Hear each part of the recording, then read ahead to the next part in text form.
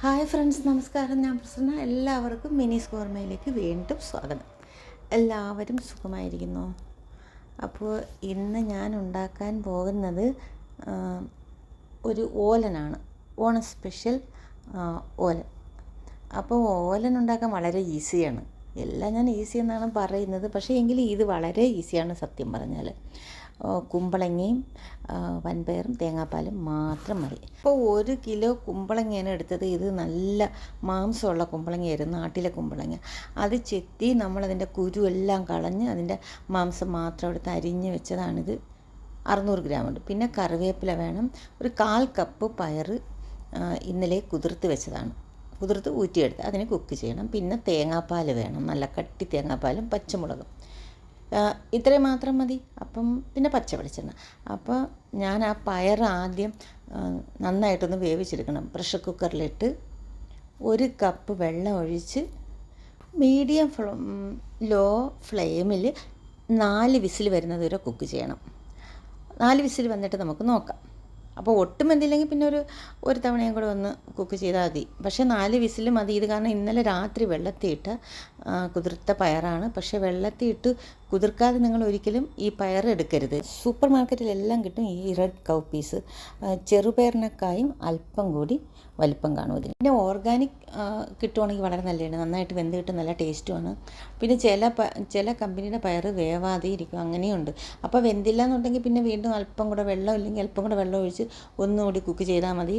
പിന്നെ വെള്ളം ബാക്കി വരുമെങ്കിൽ നമുക്ക് ആ വെള്ളം പിന്നെ ഊറ്റിയെടുത്തിട്ട് വേറെ വെജിറ്റബിൾ കുക്ക് ചെയ്യാനെടുക്കാം. നല്ല പോഷക ഗുണമുള്ള വെള്ളമാണ് ഈ പയർ വെന്ത വെള്ളം എന്ന് പറയുന്നത്. അപ്പോൾ ഞാൻ 1 കപ്പ് വെള്ളം ഇതിലോട്ട് ചേർത്ത് കൊടുക്കുകയാണ്.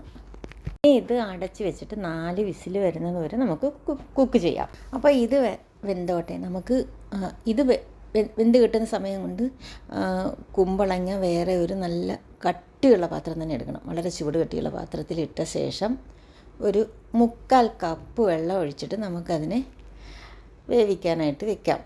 1 ടീസ്പൂൺ ഉപ്പും ചേർത്ത് കൊടുക്കാം. എന്നിട്ട് പിന്നെ പച്ചമുളകും ചേർത്ത് കൊടുക്കണം, കറിവേപ്പിലയും ചേർത്ത് കൊടുക്കണം.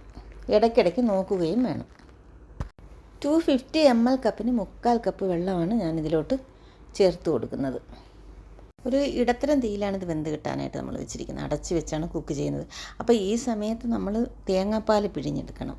ഞാൻ ഉപ്പ് ചേർത്ത്, നിങ്ങൾക്ക് നല്ല കട്ടിപ്പാൽ വാങ്ങാൻ കിട്ടും.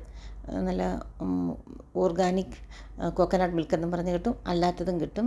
അപ്പോൾ അത് വാങ്ങാം. നിങ്ങൾ വാങ്ങിച്ച് ഉപയോഗിച്ച ബ്രാൻഡേ മേടിക്കാവൂ, നല്ല ടേസ്റ്റുള്ള തേങ്ങാപ്പാൽ. പിന്നെ അതല്ലെന്നുണ്ടെങ്കിൽ 1 മുറി തേങ്ങ എടുത്ത്, നല്ല വലിയ തേങ്ങയാണെങ്കിൽ 1 മുറി, അല്ല ചെറുതാണെങ്കിൽ 1 മുഴുവൻ വേണം. നമ്മളതൊന്ന് അരിഞ്ഞെടുത്ത ശേഷം മിക്സിയിലിട്ട് നമുക്ക് 1 കപ്പ് വെള്ളം ഒഴിച്ച ശേഷം നല്ലതുപോലെ നരച്ച് നന്നായിട്ട് കട്ടിക്ക് തേങ്ങാപ്പാൽ നമുക്ക് പിഴിഞ്ഞെടുക്കാം. നല്ല കട്ടി തേങ്ങാപ്പാൽ കിട്ടും 1 കപ്പ്.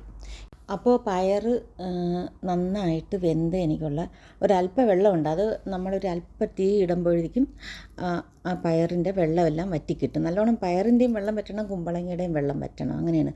അപ്പോൾ ഈ പയറിൻ്റെ വെള്ളം ഉണ്ടെങ്കിൽ നമുക്കത് ഊറ്റിയെടുക്കാം. അപ്പോൾ ഇനി നമുക്ക് കുമ്പളങ്ങ നോക്കാം. ഇനി ഈ കുമ്പളങ്ങയിൽ ഒരല്പം കൂടി വെള്ളമുണ്ട്. ഈ വെള്ളം നന്നായിട്ട് വെന്ത് വരണം. ഒരു 8 മിനിറ്റ് എടുത്തു.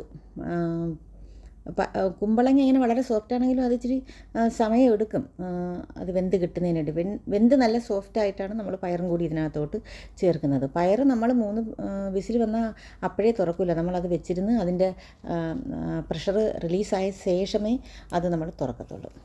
ഇതിനിപ്പോൾ നമുക്ക് തുറന്ന് നോക്കാം. ഇച്ചിരി കൂടെ ഞാൻ ഉപ്പിട്ട്, ഒരല്പം കൂടി ഉപ്പിട്ട്. പയറിന് ഉപ്പിട്ടില്ലായിരുന്നല്ലോ, അപ്പം 1 ടീസ്പൂൺ ഉപ്പിട്ടായിരുന്നു. ഇപ്പോൾ ഒരല്പം കൂടി ഒന്ന് ഉപ്പിട്ട് കൊടുത്ത് ഒന്നുകൂടി ഒന്ന് ഇളക്കി ചേർത്തു. ഇപ്പോൾ വെള്ളമെല്ലാം വറ്റി നല്ല സോഫ്റ്റായി. ഇനി നമുക്ക് ഇതിനകത്തോട്ട് നമ്മുടെ പയർ ചേർത്ത് കൊടുക്കാം.